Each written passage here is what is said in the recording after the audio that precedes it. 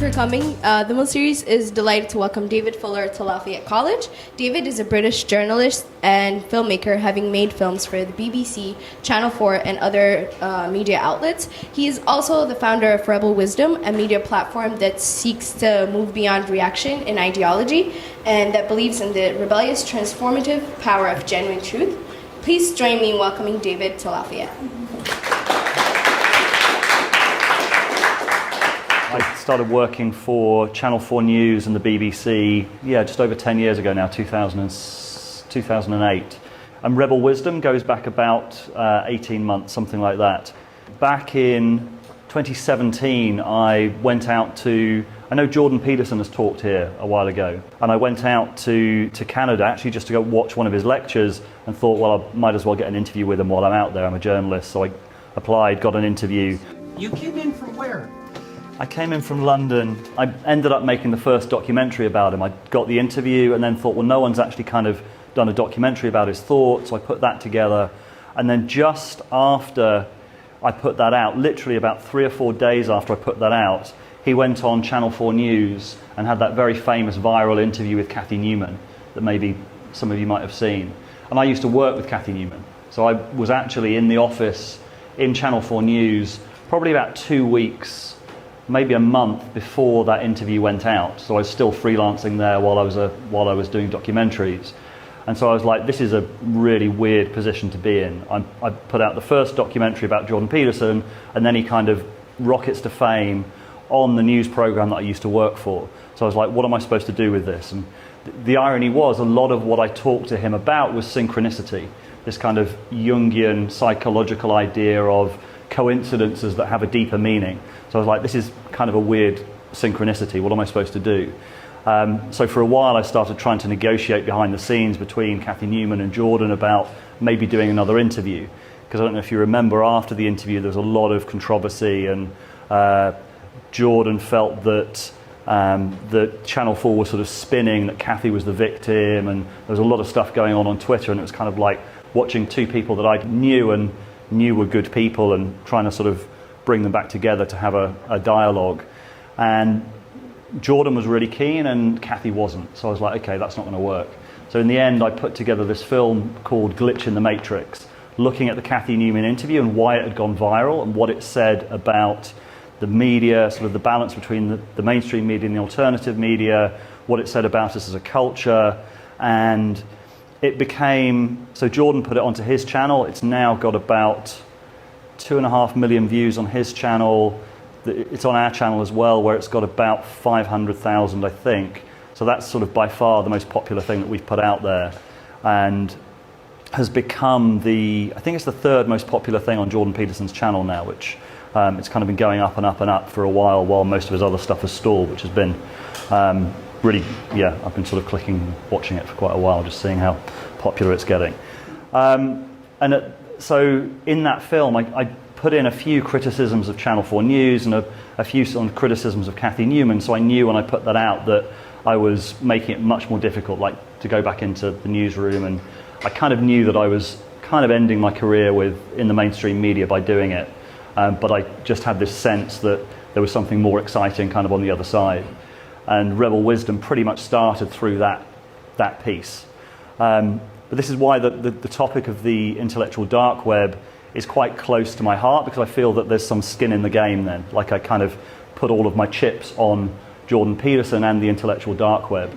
And so when that first Glitch in the Matrix film was out, or when I was putting that out, literally in the last week or so that I was working on it, I saw this thing called the intellectual dark web on the Dave Rubin show, and I thought, oh, that's a quite interesting concept, and I put a few lines in the film and then put it into the title. So literally about 2 weeks after the IDW was named.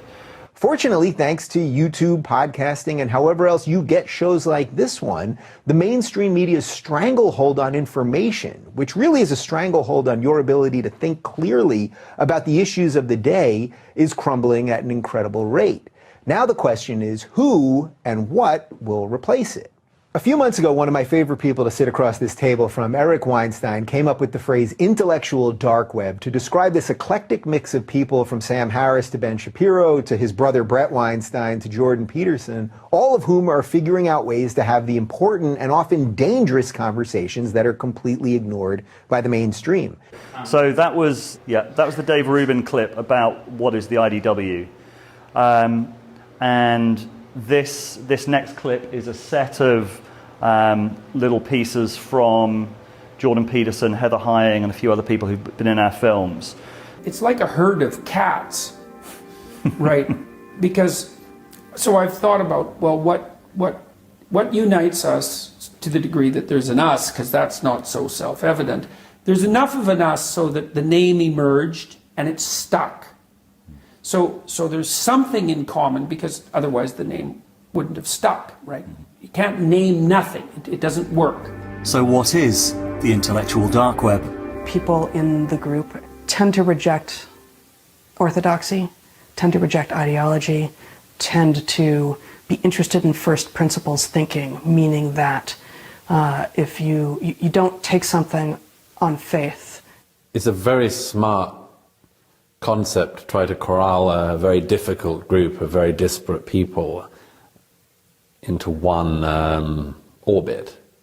I think everybody who's been described as a member of the IDW probably has, among other things, one thing in common, which is they all are used to being howled at for saying things that are self-evident, howled at in public, only to then discover that the public come up to them in private and say, thank you so much for saying what we think. I would say it is actually the manifestation of the process of thinking that's more important than the conclusions that are generated. You need a group of people who are willing to say, hey, you know, you made a better point, I've changed my mind, and I've learned something that I didn't think about. And that kind of integrity in a conversation is what characterizes a lot of the internal IDW discussion to me. It's that people agree not on their positions, they may not even agree as to what the facts are, but they usually agree as to what constitutes a conversation. So yeah, the IDW was kind of a coming to consciousness of a conversation that had been growing organically online for quite a while. And then when it sort of surfaced, it caught on because a lot of people recognized it as a kind of emergent phenomenon. And one of the people on our channel, Daniel Thorson, talked about Peterson in particular, Jordan Peterson in particular, breaking a conversational seal, which I thought was a really beautiful way of looking at it. In this talk, I'd like to talk about kind of what the initial idea of the IDW was, and whether it's kind of lived up to its promise, lived up to its ideals, and lived up to the kind of initial pitch. And I think it both has and hasn't. It's certainly very, very successful. I mean, I'm part of about 4 or 5 different Facebook groups set off the back of the IDW, and it certainly worked as a meme. Like, it took off. I think Jordan Peterson's framing of the name stuck, and it certainly refers to something. And that sort of question of what it refers to, I think, is really at the center of this kind of point, because it's often seen, is it a meme? Is it a particular group of people? Is it a way of conversing? There's all of these different ideas, and I think all of them have some truth. And I'd like to kind of go through some of those different ways of looking at it, and also talk about what I think it represents. And I think one of those is this sort of alternative media ecosystem. It was kind of the coming to consciousness of an alternative media ecosystem. I'm just going to read out the names of the people who were in the original New York Times article. The kind of official coming out of the IDW was this New York Times article that came out in over a year ago. So Barry Weiss is an opinion writer with the New York Times, and she wrote this piece that was kind of the lightning rod. It had already existed, so Sam Harris had talked about it, I think. Eric Weinstein had talked about it, Dave Rubin had talked about it, and this was the New York Times kind of giving it its blessing a little bit. And so the official kind of start in terms of mainstream media was about this time. There was a paradox of it kind of shifting, because as soon as it was acknowledged by the mainstream media, it was no longer dark. And so there's a kind of paradox, and it was criticized at the beginning, because people were saying, how can you say that Joe Rogan, who's probably the most powerful broadcaster around, is in this dark web? This is ridiculous. So, and that's kind of true. A lot of the people in there are some of the most popular and most successful podcasters and media personalities, like Douglas Murray in the UK is the editor of The Spectator, or the associate editor of The Spectator, the oldest magazine. So there's a kind of paradox. I'll read out the names of all of the people who were in that first New York Times article. So Sam Harris, Eric Weinstein, Dave Rubin, Brett Weinstein, Heather Heying, Jordan Peterson, Ben Shapiro, Douglas Murray, Majid Nawaz, Ayin Hirsi Ali, Christina Hoff Sommers, Joe Rogan, Claire Lehman, and Deborah So. This is interesting because Eric Weinstein was the key. So there were pictures of about, I don't know, maybe 10 altogether of the people who were in there, and these all very sort of heavily stylized pictures. Like there's sort of there was a deliberate sort of I don't know, what would you say, almost a mystique around it from the beginning. And it's interesting as well that Eric is the first person featured, because Eric is nowhere near as well known as, say, Dave Rubin or Joe Rogan, but that's quite significant, I think. And I'm pretty sure, I don't know this for sure, but I'm almost certain that Eric had a lot of contact with Barry Weiss before this got put together and was sort of heavily involved in the creation of the article, which is worth kind of bearing in mind for later on. And there was a few sort of central thoughts that the IDW was centered around, as we heard already in some of those clips. The idea that there are certain things that can and can't be said in the mainstream media, that long-form content allows for the exploration of ideas that the mainstream media is now sort of putting into like 30-second sound bites if you're lucky, and that just encourages polarization. It encourages oppositional thinking, and maybe we can start to kind of have much more nuanced discussions. But also it's formed around the idea that there are certain ideas that are so nuanced and so difficult to discuss. Take sort of gender as an example, and that's obviously the Cathy Newman, Jordan Peterson discussion, that if you force it into a kind of mainstream media perspective, you can't do it. It needs longer to explain and a nuanced perspective to be held.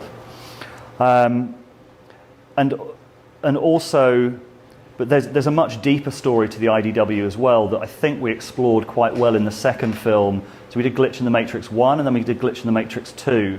That was, who's seen that? Has anyone seen that? You're nodding. Have you seen it? No, you've seen it. So Glitch in the Matrix 2 was really Eric Weinstein talking about why he thought the IDW was necessary, where it came from, and he has a story that goes back to the 1980s. And I believe him. I believe his story. I think he's onto something. So Eric Weinstein is a mathematician, physicist, and gave a talk to Oxford in, I think, 2009, where he's got a theory called geometric unity that he thinks could be a theory of everything. So this is the kind of level that he kind of is looking at the world and thinking about the world on. And his theory is that looking at the institutions since the 1980s, what we've done in the West is created institutions that have kept out heterodox thinkers, where like the fresh ideas usually come from the marginal figures, the difficult figures, the ones who won't go along with the consensus, and that we've created structures that basically push those people out. And that's what, for him, the IDW is. It's sort of that's within the media, it's all the people who've been pushed out and all the perspectives that have been pushed out of the media. But his theory about the IDW goes all the way down to, that's why we haven't had any advances in physics, that's why biology is stuck. This is something that Brett talks about, like biology has been stuck since the 1960s. Eric says like string theory is a completely wrong turn, it's unverifiable. All of these different areas have become stuck at the same time because of this sort of central idea that we've pushed out all the heterodox thinkers. And we've done it because we don't understand that these difficult characters, of which Eric is definitely one, and a lot of his story, a lot of the story in Glitch in the Matrix 2 is based around his experience as well. Why he felt that his ideas weren't being respected, weren't being taken in. And why all of these institutions have got stuck at the same time. It's kind of that the IDW is this sort of the public face of a conversation that needs to happen within lots of these institutions that have been captured by groupthink, captured by consensus. So that's another sort of deeper layer to it. Because sometimes on the films that we put out, we get comments on YouTube saying this was just a one-off conversation. Eric was just throwing something out. You're reading too much into this. It's like, well, maybe, but Eric's possibly reading too much into it as well. And I'm also convinced that, again, I don't know this. I've obviously spoken a fair bit to some of these people behind the scenes, but I don't know this from those conversations. I'm pretty sure that Eric's a very persuasive guy, and I'm pretty sure that he's persuaded a lot of the other members of the IDW that this is what's the overall perspective is. And so it's kind of an existential threat from that perspective. Like there is a kind of, there's a very powerful narrative underneath a lot of this. So this talk is really that the central question for me is whether the IDW is still creating novelty, is still creating newness, because I sense that it was at the beginning of, when I first became aware of it, mostly on the Rubin Report, you had conversations between between Ben Shapiro and Jordan Peterson that seemed to be going into new territory. You had conversations between Brett and Eric that seemed to be going into new territory, and there's a sort of aliveness to the conversations that I've not seen so much of recently, and I wonder why that is. I've got a few ideas. I also want to say that what I'm saying now, I'd love this to start a conversation. I know that we're kind of doing this for YouTube as well. These are my ideas, and this isn't the final word on it. I'm sort of putting out some ideas, but this is just sort of starting a conversation about why this might be the case, if it's true that it's not creating as much novelty as it did. So, again, sort of coming back to what is the IDW? Is it this group of people, or is it a way of interacting? One of my favorite perspectives is from a guy called Ryan Bennett, who was central to the IDW meetup in New York after a conference there failed to happen. He sort of took, so he's quite connected with a lot of the people in the IDW, and I really like this. So his concept is he's a computer programmer, and he says trying to make sense of the IDW by looking at who's in it is like trying to make sense of the internet by looking at what's on your hard drives. So try and see it as a kind of network protocol. So a network, how do you understand the internet? Well, you understand how the computers are talking to each other, what the IP protocols are. That tells you a lot more about what the internet is than the contents of what's on it. And I like this as a concept. When you pursue truth instead of power, you're in the IDW, and you favour understanding over judgment, value ideas more than identity, you're in the IDW. Again, I think it's really worth thinking about these as ideals and asking kind of how much the conversations in the IDW have lived up to these ideals. I'd like to play the clip number 5. This is Brett and Eric on the Rubin Report. This for me is one of the most compelling framings of what the conversation of the IDW should talk about and the territory it should cover.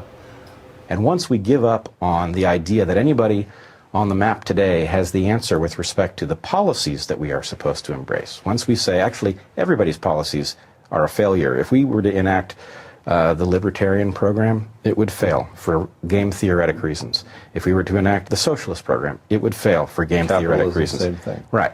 So the point is, okay, fresh sheet of paper with respect to policy. Now there's a lot for us to talk about, starting from values. You can say, we don't actually have the answer. We don't know. And it's very important that the people who are certain be silent, because they are not the important people at this moment. Yeah, I find that quite a compelling framing, and taking, just sort of saying that we need a new form of conversation with a new set of starting points. I want to go back to who is in the IDW, because there's a lot of people who are being framed as being part of it, and I think a good place to start is with Steven Pinker. Does everyone know who Steven Pinker is? So I'll just recap very quickly. Is he at Harvard? Yeah. Yeah, and he's at MIT and trained for Yeah, and what's his official... Professor of linguistics. Professor of linguistics. In psychology and linguistics, perhaps? Yeah, psychology. Okay, Yeah? Cool. So Steven Pinker famously is famous big-haired academic who keeps writing the same book about how the world's getting better and better and better and how everything is wonderful and we just should be grateful for the miraculous times that we live in. And he's also spoken out about some of the same topics that members of the IDW talk about, kind of the ideological capture of the universities and some of those big topics. And he's often linked in with the IDW. And I think it's a really interesting, it's very illustrative about what the IDW is, to say why I don't think he is. And I think that most of the IDW core would probably not think that he was as well, at least from the way that they explain the IDW. And that's because, and this is a real tension within the sort of core of the IDW as well, because, and I see it most cleanly in sort of Jordan Peterson, but this, are we living in the best of times, or are we living in a world that is kind of degrading fast and we're in an existential crisis? And I hear Jordan Peterson sometimes speak to one side of that and sometimes speak to the other. But Steven Pinker is clearly on that side of things. Eric and Brett and I'd say Sam Harris as well, and maybe some of the other members of the IDW are very much on the other side. And if you watch Glitch in the Matrix 2, the film with Eric, he frames it very much as a kind of existential crisis, and we need to create spaces where we can speak freely because of this existential crisis. So I think that for me takes the IDW as it was originally conceived out of the realm of just kind of anti, like pro-free speech movement. It's more than that as it's originally kind of conceived. And so now I'm going to move on to kind of given the pitch for what the IDW is meant to achieve, and now I'd like to talk a little bit about what some of the criticisms are and what I consider valid criticisms of the IDW. And the first, I'd love to play that clip from, and this was very prophetic in a way, because this is again Eric and Brett talking on the Rubin report. And I'm going to come back to Dave Rubin quite a bit later on, because he's such a central figure in the IDW, kind of framed very much as the home of the IDW and also host of many of the original conversations. And I think he's so identified with it that the flaws in his, the way he conducts himself are now kind of reflecting on a lot of the IDW in general. But this, I think, is one of the really key points of the dangers of this kind of movement. Maybe there's a missing piece here, which is our economic system, when you plug it into certain things very directly, like journalism, I think actually this is your point originally, that it's truth-seeking, which cannot withstand direct contact with market forces.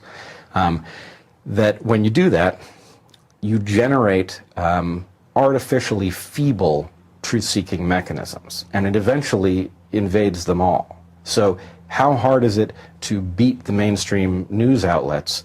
Not very hard, because they're so bad at delivering. Not very hard at analysis. It's very hard to beat them at some kind of competition. Right. Competitively, they're extremely dominant. But in terms of what they're trying to deliver, they're terrible.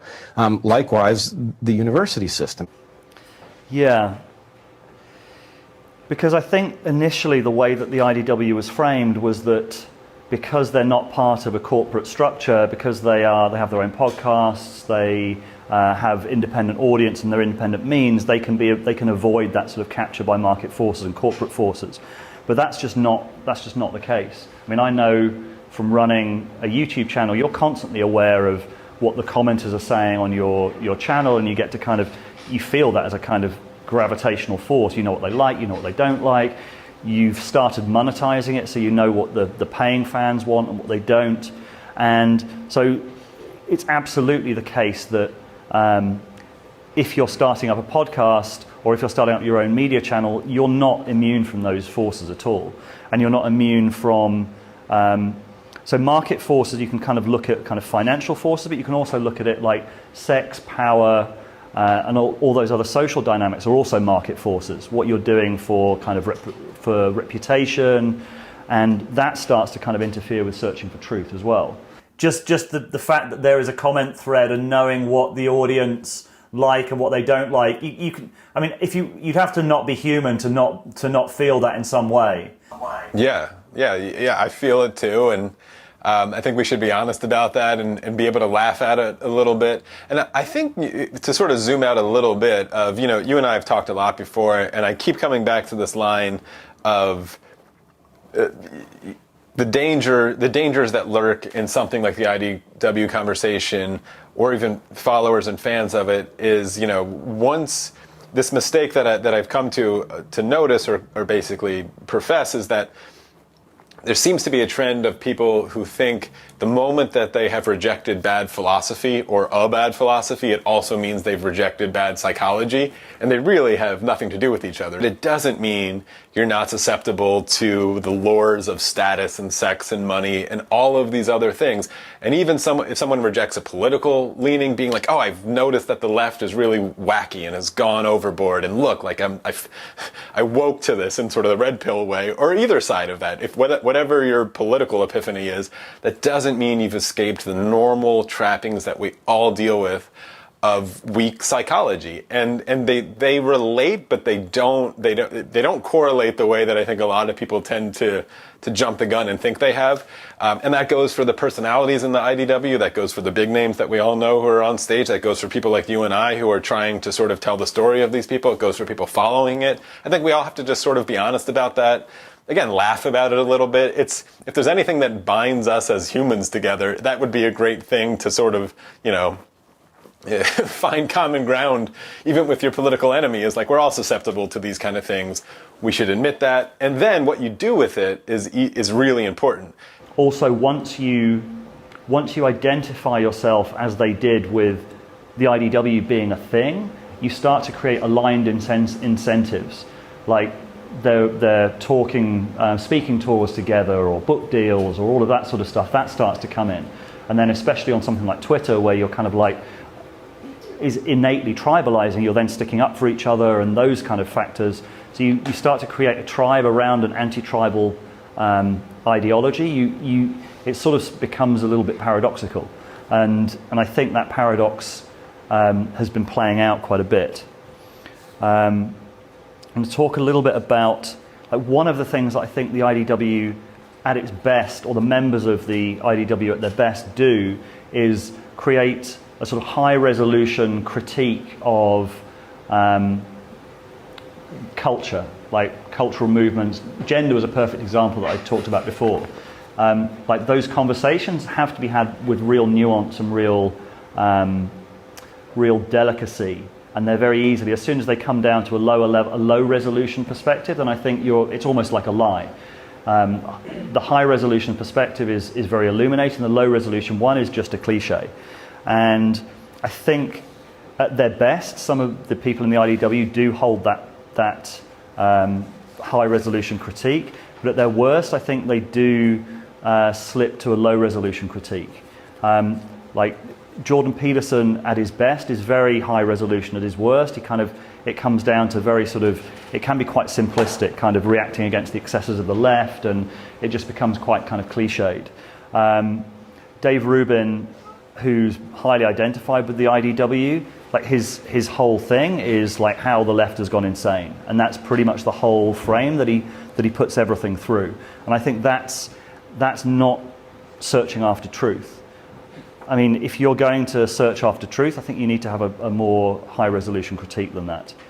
Also, this sense of tribalism, kind of going against tribalism, has it created a new tribalism? I think we've got the piece here that Kathy Young wrote for Quillette, where she looked at what is the unifying factor behind the people who are seen as being part of the IDW. And it's often been called reactionary. And I know that people in the IDW wouldn't like that phrase, but I think there is some truth in it. I think they are reacting to something. And the question is whether it's something that needs to be reacted to, like how widespread is the ideological capture of institutions now, and how dangerous is that? And the biggest criticism of the IDW, I think, and Kathy points to that in this piece, is that they are becoming tribalist themselves. Just there are these huge forces that pull you towards tribalization, especially on social media and particularly on Twitter, where most of this conflict is happening. So a lot of the commentary on the IDW is kind of asking, okay, what is the thing that unites the people within it? And I mean, obviously part of that is going to be sort of a resistance to extreme kind of ideological thinking on the left, what you might call kind of woke culture. And there's a question of what that actually means and whether that is the new dividing line in culture. Uri Harris had a few articles in Quillette around that. Ezra Klein wrote something in Vox that I know a lot of the people in the IDW didn't like it, but I thought with some, there were some issues with it, but I think he actually did a pretty good job of kind of sketching out the new landscape, like what are the new dividing lines, because that's like what is underneath this. And Eric Weinstein has kind of agreed with that, and he says that the main dividing line is this upgrade to the left. If you break progressivism or the left or whatever you want to call it into the traditional liberal core of the left, and then you augment that with a fairly recent, extremely aggressive upgrade, which appears to be willing to attack reason, civility as agents of oppression, or tools of oppression. I think that upgrade is really what is at issue and a question, and what is being questioned. And if you believe that upgrade, that extremely postmodern adjustment to classically progressive positions, if you think that is now the new dominant left and it's not going away, you probably take a fairly dismissive attitude towards the entire left of center canon of thought. And I would say that there are members of the IDW who believe that this current aggressive strain has displaced classically liberal or classically progressive positions, which will never return, and that we now need to deal with the fact that that upgrade is permanent. And those people have probably decided that they are going to abandon any hope in a left of center position.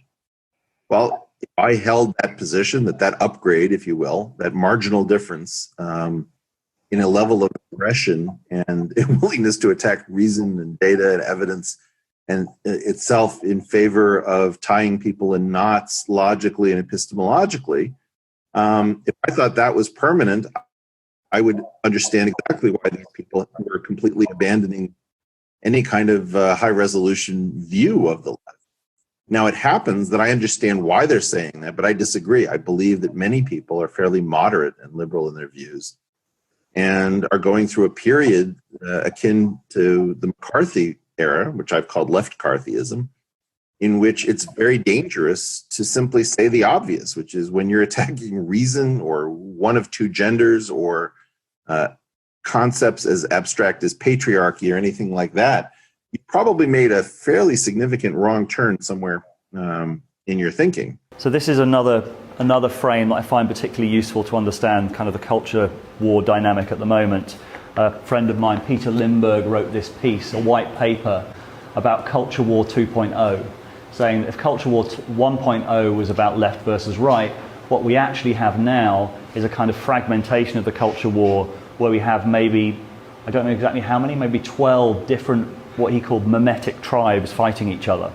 And he did a spreadsheet with all of their mimetic tribes, like what they believe and how a lot of the real fighting that we're seeing at the moment is kind of in the left, like between different tribes on the left or between different tribes on the right. And really worth checking this one out. Maybe we can send you some of the links after the talk. And in this, he also talked about the value of what he called mimetic mediation, which is like, how do you mediate between the different warring tribes? And I think that's a really, really valuable concept that I'd like to see kind of being spread a bit more, because that's another criticism of the IDW that I think is worth making, is I don't see them reaching out so much to people in other tribes and looking at kind of negotiating between them. I don't see much strategy in having people from different tribes onto their shows, for example, and dialoguing with them. I see them mostly commenting and talking to people within their particular tribe. And then there's often kind of defenses where people talk about bad faith. You can't talk to that person, they're a bad faith actor. I'd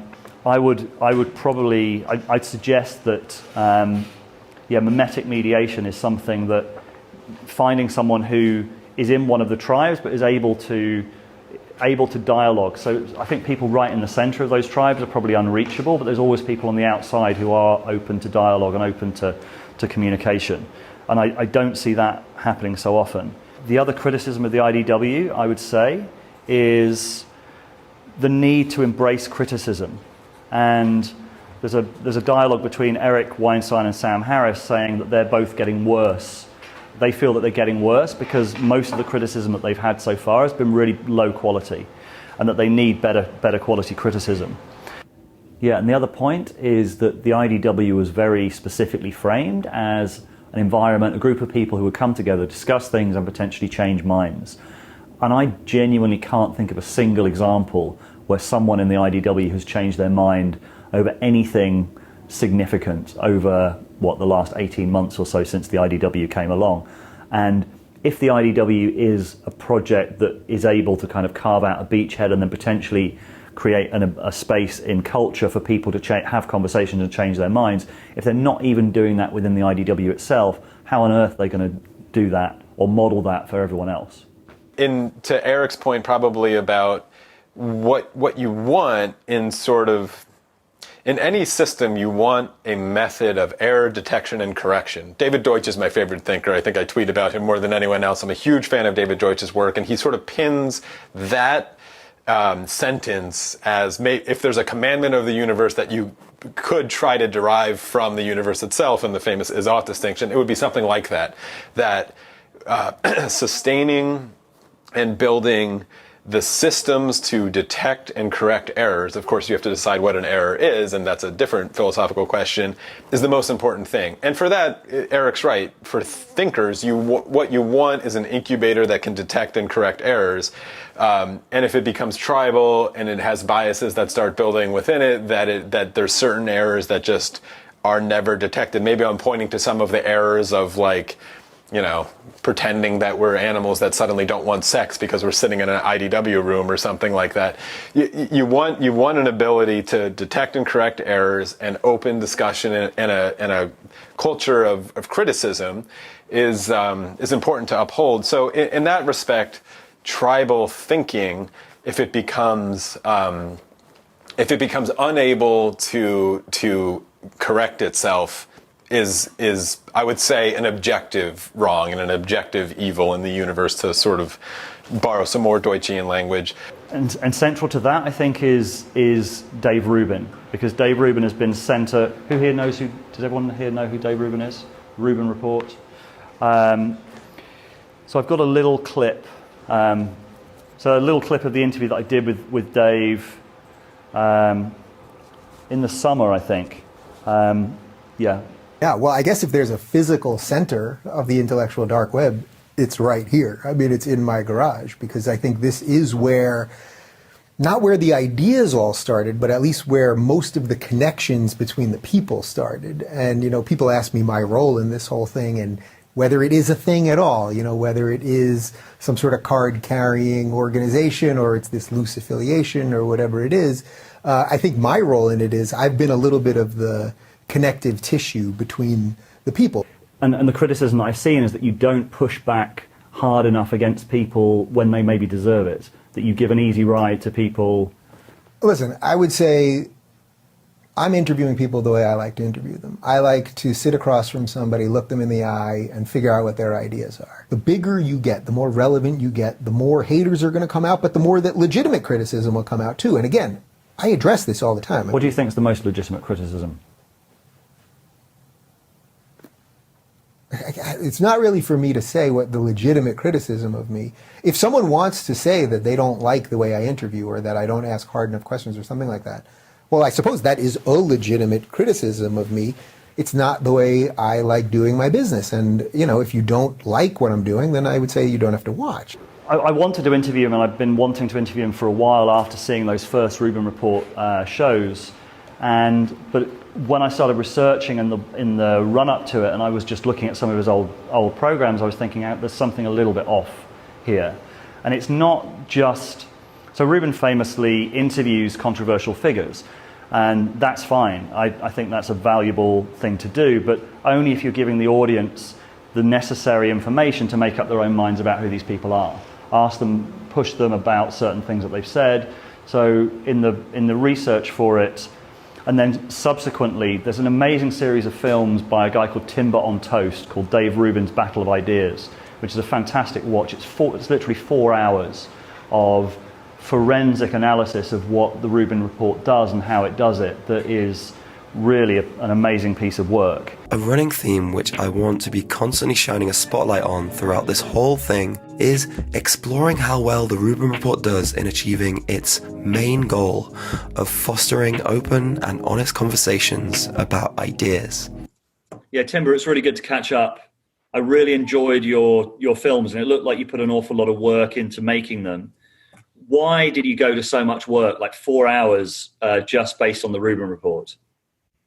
The main reason was I could see that there was a lot of criticism emerging online, but that people would rarely provide substantive examples of the things that they were accusing Dave of. And I think when you've got that criticism without examples or without like justification, it does come across as quite sort of malicious, and it doesn't seem like it's like good faith. So my main motivation in making the videos was, so I knew the examples because I followed Dave for a long time, like from the beginning of his show, like 2015. I'd been there for all the kind of example interviews as they'd come up, the ones that I sort of pointed out. And I thought if I assemble these in a tight structure that people can easily follow, people who have watched him and people who have never watched him, then at least when these criticisms come up, people can look into them and know what they're based on. If after watching my videos, they have no problem still with the interview style or the way he conducts things, that's fine. But at least then they know what it's based on. So how would you summarize those criticisms? So I'd say firstly that he never pushes back on guests. Therefore, whenever there is an idea presented that needs to be investigated into like its strengths and weaknesses, the audience aren't given a chance to explore that because they don't see the counter argument or the challenge. And the other criticism would be that he sanitizes unsavory characters, not by platforming them, which I think is the straw man kind of argument of what it is. I think he sanitizes them by presenting them as something they are not. Whenever there's a chance to get to the bottom of some sort of controversial thing they've said in the past, he skirts around it or does something to obfuscate it. I think those are the two main criticisms. You almost have to go to that level to really sort of to see what's being done. But generally, he'll have STEFAN MOLYNEUX on, or Tommy Robinson, who's a famous kind of sort of street fighting politician from the UK. Katie Hopkins is a provocateur, journalist. This guy Tommy Sotomayor, who is sort of famous for being quite anti-Semitic. And he doesn't ask them those kind of questions, doesn't put their words to them. If Dave's interviews exposed that people at the forefront of his struggle against the authoritarian left were xenophobic or misogynistic or white supremacists or rape apologists, it would deprecate the viewer's perception of the show's value and their connection to its emotional core. Dave therefore has to carefully sidestep around his guests, asking softball questions, helping them to deliver blows against their opponents, and flattering them at every step of the journey to ensure that they are shown in the best possible light. The dishonest framing of guests which we see in episodes of the Rubin Report isn't a glitch. It's a feature, a key selling point. Discussing controversial topics is all well and good, but it's worth very little if you don't combine it with debate and challenging questions to put the guests on the spot and get to the root of their ideologies. That would take actual courage, intellectual curiosity, and rigor, and it's definitely not an easy thing to do. You know, it might mean that your guests refuse to do your show again. It might mean that they stop inviting you along to do talks alongside them on stage, and it might mean that all those invitations you're getting to speak for right-wing groups conveniently dry up. But maybe that's what would need to happen in order for you to deliver the honest, worthwhile exchange of ideas, which you keep telling us that your show is all about. As a journalist, I felt I had to push him on that and had to ask him those questions. And what I've seen since is that he refuses to engage with people who criticize him or ask questions about the show. I've seen him do that a lot on Twitter. And he claims that left-wingers don't want to go on the show. He has all of these right-wingers on the show because they want to come on and the left-wingers don't want to come on. Hey Dave, so I've been watching your program since about like early time in high school. Now I'm in college, so it's been a while, but one thing that I really liked, something that you talked about here was the difference between diversity of thought and diversity of identity. Sure. Now the thing with a diversity of thought is I feel like that's a problem you actually perpetuate on your show, because the only time you really have left-wing guests are when they're members of the intellectual dark web, such as Harris or Weinstein, and they're only there for the bulk of the time to talk about the regressive left. And so I pretty much wanted to ask you, why won't you have Sam Cedar on? Yeah, he's recording it too. Okay. Yeah, I mean, the guy's he's just a dishonest player who's just lied about me repeatedly. Like, I'm not going to do it. So would you be willing to have Natalie Wynn of ContraPoints or David Pakman or Kyle Kalinske? All of these are progressives who have... I'm not, in principle, I'm not against having any of them, but I'm not going to have people that attack me personally. I think it's pretty obvious if you watch what I did up here. Like, I don't attack people personally. I'm happy to talk about ideas. You're going to go after me personally, you're going to lie about me and slander me and things like that. Like, it's just not the game I'm playing. There's no win in it for me. You know, I have a certain set of rules when it comes to talking to people and how I sort of behave as a public person. And there's a load of people like David Pakman, ContraPoints, Kyle Kalinske, who've asked to go on the show and he won't bring them on. And I now have heard from quite a few people, so he wasn't very happy with the interview that I did, had very little contact with him afterwards, and then it kind of shut down completely. And I've heard now that that has happened to a lot of other people who've tried to raise any concerns with him. And I think it's worth highlighting this because I think it illustrates quite a lot about the dangers of the IDW, this sort of slipping down to a tribal perspective. And also, I genuinely think that he's obviously not the only person that does this, but I think he's probably the most high-profile person who does. What I see him doing on Twitter is framing anyone who criticizes him as being motivated by bad faith or kind of a bad person. Basically, Quillette, which is run by Clara Lehman, who's a former guest of mine, who has been very friendly and nice to me on my show and in all of our private exchanges, has done about 4 hit pieces on me recently, where they're really trying to single me out of the IDW crew, that I'm somehow the worst because I sit down and talk to some people that they don't like, and I talk to these people on the right and I don't question them exactly as they want, and all of these things. And they keep just writing piece after piece. Now, I got a shit ton of haters these days, which really is just the sign that I'm doing something good. I mean, it really is. And then the good liberals are just freaking out right now. And that's also why they're coming down on me, because I've left and I've survived. And you got to extract a pretty heavy price on a guy like that. Because if you look at my resume, if this is a back of a baseball card, and you look at my numbers, you'd be like, no, this guy has to be with them. Yeah. But I'm not. But you're and not. Because of that, they're like, whoa, we can't just let him walk. We got to break his knees. You need to go and support him and be part of what he's doing, because he's under the gun now. Okay? Understand this. He's being attacked by some of the most vitriolic and dangerous people on earth. And if you guys do not support him now, then you're part of the problem. It's akin to you guys sitting on the side and watching your neighbors be slaughtered because they haven't come to your house yet. And this is the last message that I probably have for where I think the IDW can go wrong and what I think it needs to do is just to actually embrace criticism. Embrace criticism, have the critics on the shows, maybe have some even kind of heated discussions if needed. And what I see them doing far too often is only talking to the people who already agree with them about most of the central stuff. And I'm gonna slip in a slight curveball here, and I don't know how this is gonna land. This is Ken Wilber, who Brandon has been getting into quite a bit recently. Okay, so Ken Wilber is a philosopher. He created something called integral theory in about the 90s. So it had a real high point in the 90s and early 2000s. Al Gore was a real fan of integral theory. So there's a kind of sliding doors moment with the Florida election was if Al Gore had become president, we might be living in a very different world now if it wasn't George Bush. But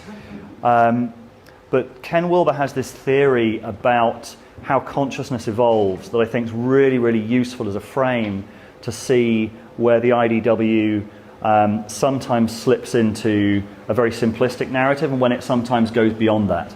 So this is a little graphic that I made to go at the beginning of a film that I did with Ken Wilber, and I think it's useful. Jordan Peterson has become a global celebrity by weaving together mythology, science, philosophy and religion into a compelling theory of everything. One of the most influential philosophers of the last decades did something similar. Ken Wilber is the creator of integral theory, another attempt to pull together much of the world's knowledge and spiritual traditions into a theory of everything. Integral theory gained a big following in the 90s and 2000s and remains influential. After serious health problems over the last decade, Ken Wilber is now returning to the conversation. What do these two hugely influential thinkers have in common? Where do they disagree? And what can they learn from each other? A lot of times when it comes to Jordan Peterson, it's not that I'll disagree with much of what he says. I agree with much of what he says. It's some of the things that he leaves out. I find this a little bit interesting because he's clearly an integral thinker. To get the most out of this film, we'll need to introduce a little integral terminology. At the core of integral theory is the idea that cultures and societies go through specific levels of development in the same way as individuals do, becoming more sophisticated as they develop or grow up. It's an idea that's common to developmental theorists, including Peterson's favourite, Jean Piaget. You move from one knowledge structure to the next one, which includes the previous one and is better. And it's better because it covers more territory. That's how you know it's better. It does the same thing the old tool does, plus some additional things. So it's a definition of better. Integral theory represents this development as a spiral. In this film, we'll mostly be talking about amber, tribalism, ethnocentric, authoritarian, which first emerged about 5,000 years ago.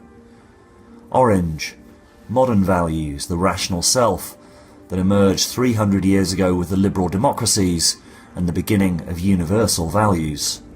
Green, the values of relativism, multiple perspectives, dialogue and consensus, human rights, sometimes called postmodern, which emerged fully in the 1960s. If they're healthily integrated, they support each other. But each of them can believe that their way of looking at the world is the only true way, and then they are mutually exclusive. For Wilber, the incomprehension between these worldviews is what's causing many of the worst excesses of the culture wars.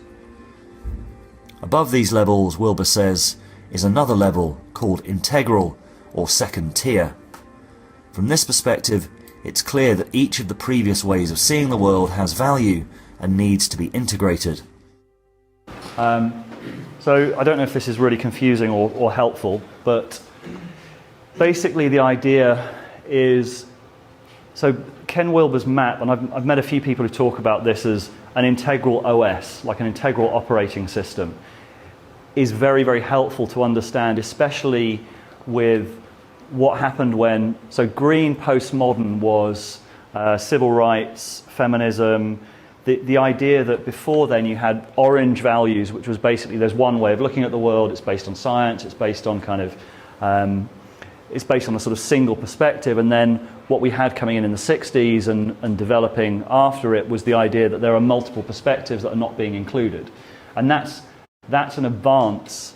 That realization is actually an advance on the previous one, because there are perspectives that are not included, there are voices that are not being heard. Bringing those in is really essential.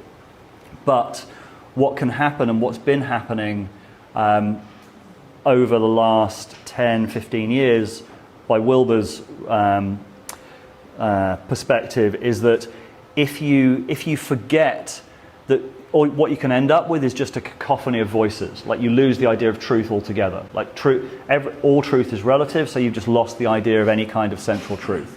You've lost all truths just become perspectives. And then what you end up in is kind of narcissism and nihilism. And if that's where we are, and I think that there's some truth to that, the theory is that these levels of development, they emerge and then they become pathological just before we move on to a new level of development. So I think from this perspective, what the IDW is generally doing is pointing out most of the flaws with Green, with postmodern, with saying there is a truth, it's not just about perspective, and the danger is that I think at its worst, the people in the IDW don't see that that is actually a positive value, that it is valuable to see different perspectives. And the idea with integral, the teal one at the top, is that its second tier is considered an evolution of consciousness, where you can actually start to see that all of these different levels before have some value. And that's where I think, at its best, the thinkers on the intellectual dark web, and I'd include someone like Jonathan Haidt here as well, he's very good at seeing that most of our political beliefs are temperamental. So thinking that someone's kind of worse or better based on their political beliefs is like you're judging someone for the way that they're wired rather than just for what they think. So there's an ebook that Ken Wilber wrote around this called Trump and a Post-Truth World that I would really highly recommend if anyone's interested to know more about this frame. And my sort of final thought is that Eric in Glitch in the Matrix 2, and in his sort of framing of the idea of the IDW, was saying that it's needed to, because of the corrupting effect of groupthink and aligned incentives within institutions, and the kind of paradox is that by creating the IDW, I think they've actually made themselves subject to some of those same forces. And that's a kind of paradox of, in the naming and creation of it, it sort of has allowed it to be captured by some of those same forces. So thank you very much for listening. We're going to have a few questions and a Q&A now.